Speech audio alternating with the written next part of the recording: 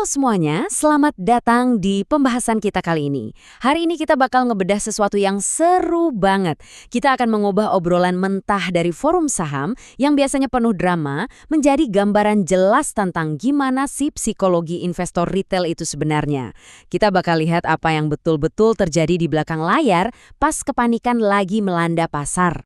Langsung aja ya, kita masuk ke realitas pasar yang kadang emang seganas ini. Coba bayangin, ada user di forum yang ngeliat loss sampai 2,67 miliar rupiah. Iya, miliar loh.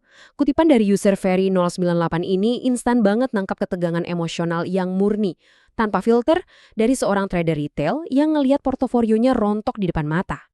Oke, bagian pertama, wajah dari Mina. Sebelum kita masuk ke drama forumnya, kita harus tahu dulu nih, siapa sih perusahaan yang lagi bikin heboh ini? Di atas kertas, PT Sanur Hasta Mitra Tbk ini kelihatan kayak bisnis properti dan perhotelan yang super kalem.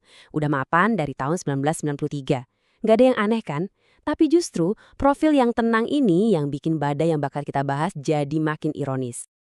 Lanjut ke bagian 2, penurunan pasar yang tajam. Nah, apa sih yang jadi pemicunya? Ini dia biang keroknya. Harga saham Mina tiba-tiba anjlok tajam 6,99% dan ditutup minus 26 poin di harga 346. Buat kalian yang tiap hari mantengin market, pasti tahu persis dong kalau nyentuh batas bawah ARB, dalam sehari itu udah pasti bikin alarm panik bunyi di mana-mana. Dan coba perhatiin data ini. Dengan lebih dari 532 juta lembar saham yang pindah tangan, ini jelas bukan koreksi sepi yang wajar. Ini benar-benar aksi jual yang super aktif. Ada pertukaran barang dalam jumlah masif yang sukses bikin para investor retail kehilangan arah dan kejebak di pusaran volatilitas. Masuk ke bagian 3, kepanikan dan kerugian besar. Sekarang coba kita intip kolom komentarnya. Menarik banget nih gimana trader retail nanggepin penurunan ini. Mereka ngelihat ini sebagai fluktuasi pasar biasa, tapi sebagai jebakan insider. User ini sampai pakai kata longsor, ngingetin yang lain kalau ini tuh jebakan bandar buat mancing retail masuk sebelum akhirnya pemain gede exit. Terus, sentimennya cepet banget berubah jadi pahit. Sampai ada yang ngarap broker-broker gede kayak AK dan BK ikutan ngerasain pedihnya cut loss. Kalian pasti paham lah ya psikologi kayak gini. Kalau kita lagi nyangkut dan berdarah-darah, bawaannya pengen institusi raksasa juga ikutan rugi kan? Lanjut ke bagian 4, para pemburu diskon. Tapi ingat, di bursa saham itu kepanikannya satu orang adalah peluang emas buat orang lain. Sementara mayoritas pada panik, kabur, ada user yang malah proaktif banget bilang semakin turun makin serok. Buat mereka, lautan merah ini bukan tanda kiamat, tapi malah pesta diskon.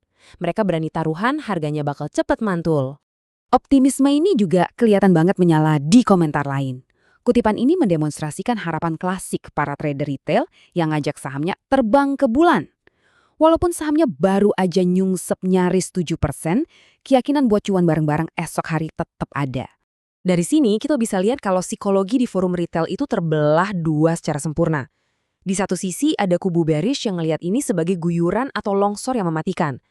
Tapi di sisi lain, kubu bullish ngelihat ini sebagai diskon gede-gedean yang pantang dilewatin.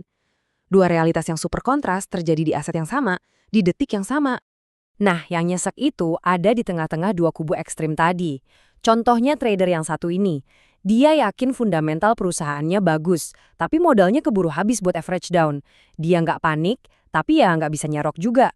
Cuma bisa sabar nunggu harga kejemput. Jujur aja, posisi rentan ini pasti kerasa realistis banget buat banyak dari kita kan? Oke, masuk ke bagian kelima, melacak data broker. Setelah puas ngelihat roller coaster emosi di forum, yuk kita bedah fakta di balik transaksinya. Disinilah letak kebenaran yang bikin kaget. Bayangin, meskipun harga anjlok dan ada 45 penjual beda yang bikin panik massal, data detektor pasar malah nunjukin status keseluruhan itu akumulasi. Kok bisa? Berarti volume barang yang diserap sama segelintir pembeli ini jauh lebih gede daripada yang dibuang mayoritas penjual. Coba perhatiin tabel ini deh, dinamikanya makin jelas kelihatan. Broker asing lewat kode YP ternyata diam-diam agresif banget nampung barang sampai net buy 9,31 miliar rupiah loh. Sebaliknya, broker lokal kayak MJ malah jualan sampai 6,38 miliar.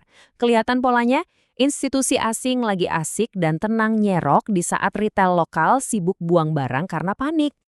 Tentunya, aksi borong gila-gilaan ini nggak 100% lolos dari radar. Ada juga kok trader retail jeli yang sadar kalau ada broker gede yang diam-diam jadi juara serok bawah pas yang lain lagi panik. Seperti kata user ini, fear atau rasa takut dari mayoritas retail pada akhirnya cuma jadi alat bantu yang super berguna buat mereka yang punya modal raksasa. Jadi, apa pelajaran penting yang bisa kita ambil dari sini? Jawabannya adalah adanya jurang pemisah yang dalam banget antara obrolan emosional di forum dengan fakta perhitungan dingin dari pemain besar. Aksi jual retail nyaris 7% yang kelihatannya kaos itu nyatanya cuma jadi selubung apik buat strategi akumulasi miliaran rupiah oleh broker asing.